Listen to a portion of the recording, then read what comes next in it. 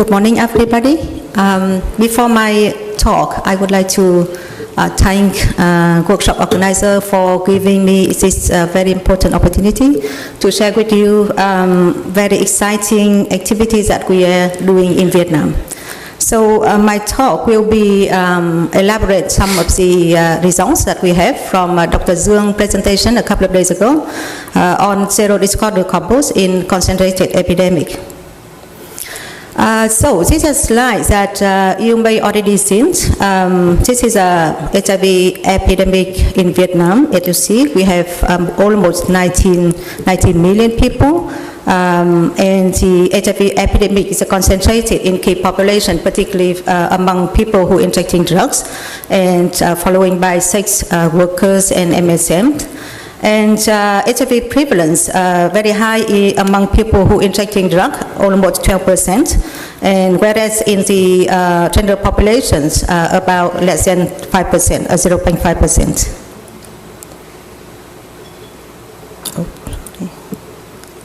So, why we need to do this intervention for zero discordant couple in Vietnam? About 25% of the new infections occurred in low-risk women. You might see in the circle from Brian's presentation yesterday or the day before. And almost 50% of the new infection in women actually attributable to the high-risk behavior of their male partners. And among male who living with HIV, almost half actually have a seronegative female partners. And in some very high burden of HIV epidemic, like in Nguyen province, you may see very high prevalence among female partner of the injecting drug user. Also here we see it's about 14%. So we really need an effective intervention to prevent transmission among the discordant couple people.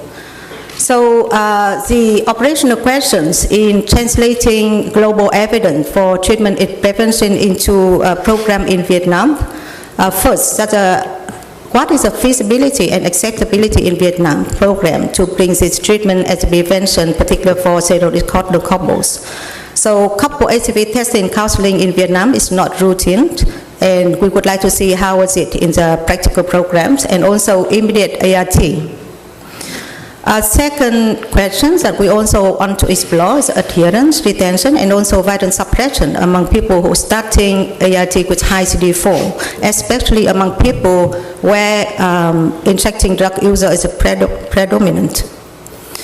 Also, early ARV is that change or modify the behavioral risk factor or risk compensations after the initiation of ART as early CD4, at high CD4. One more interesting question that we also want to explore is that ARV toxicity, especially among people they start ARV at high CD4 is more common than the low CD4. So this pilot study is to inform the policymaker in terms of implementation of early ARV for zero discordant couple in Vietnam. So objective of our study pilot is that to reduce HIV transmission, particularly within intimate couple. For more specific objective, we would like to assess the operational feasibility of providing ART regardless of CD4 count to prevent transmission among zero discordant couple in Vietnam context, and to document the prevention benefit for policy advocacy for early ARV treatment to prevent transmissions.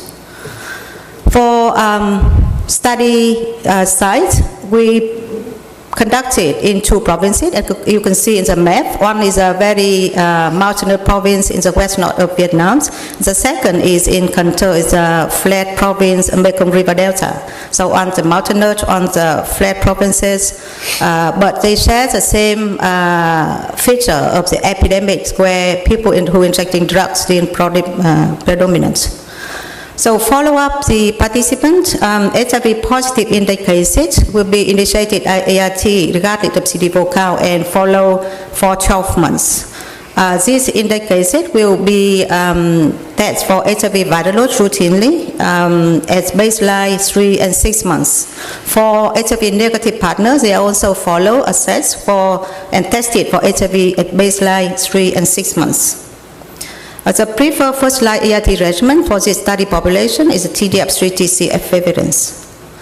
So we have a number of outcome variables. The first, the early or late HIV diagnosis for serodiscordant couple, and the continuum of care for the cascade for serodiscordant couple, retention, adherence, and violence suppression in index cases, and also retention and serostatus for original negative partner. Self-report risk behavior for the couple to see is that behavior intervention have changed or ART earlyization or they change their behavior. Clinical status and treatment in index cases also recorded, and finally the adverse event associated with ARV also recorded. We just started this study, so today I'm going to just present you the preliminary result.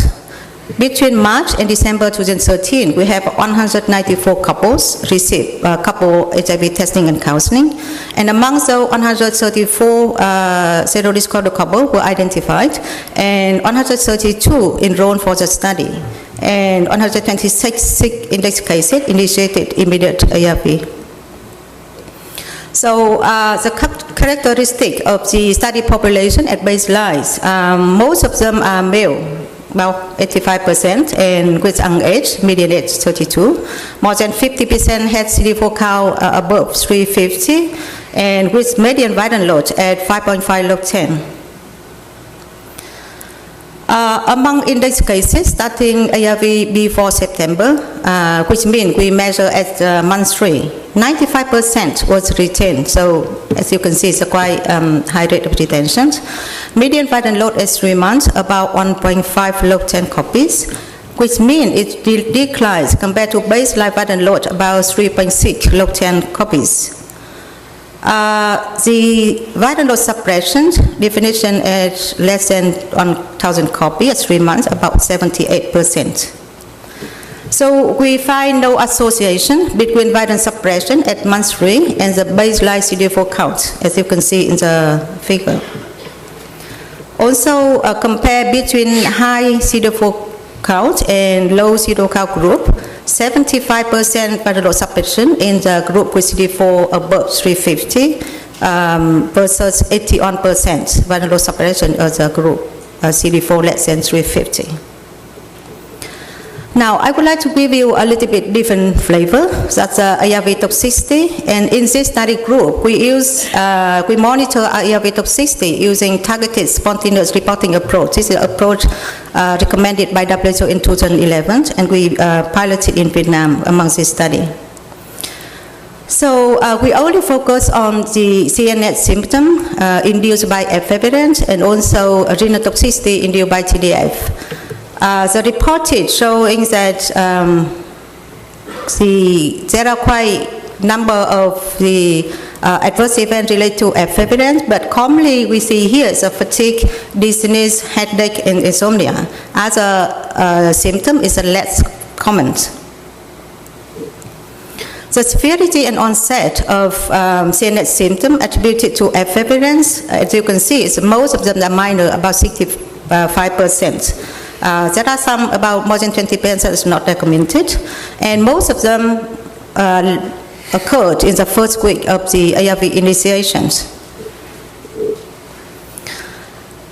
Because of this ARV drug reaction is quite minor, so in terms of AD management, basically this patient was treating the symptoms or changing the administration of the symptoms. So no reduction of dose is needed, no stop medicine or switching regimen is not needed. So, conclusions. Our preliminary results suggested the couple HIV testing counseling have a potential to identify serodiscordant couple in Vietnam in the context of concentrated epidemic to initiate early treatment for discordant couple. The people who starting ARV with high CD4 count likely to achieve viral suppression to the level is not much different to those with lower CD4 count. And majority of the patients likely to be tolerant with standard first-line regimen, and here is a TDF3 TCNF evidence. So our next step, the study will be concluded by the end of this year, 2014, and we continue to further follow up and analyze it of this cohort, and with expectation of provide more completed data at individual level, including risk behavior assessment, and to provide the policymaker in terms of developing policy, national policy on treatment for preventions. So for this presentation, just on behalf of the study team, I would like to thank Dr. Bùi Đức Dương, who is sitting here, Dr. Đỗ Thị Nhàn from Vietnam Authority for HIV/AIDS Control, Dr. Masa Kato, WCH Vietnam, and all health staff from OPC, VCT, PAC from Thuy Premises, and all study team. Thank you very much, and hopefully our initiative for treatment and prevention for this couple will prevent and protect our women and their children healthy, free of HIV and happiness. Thank you.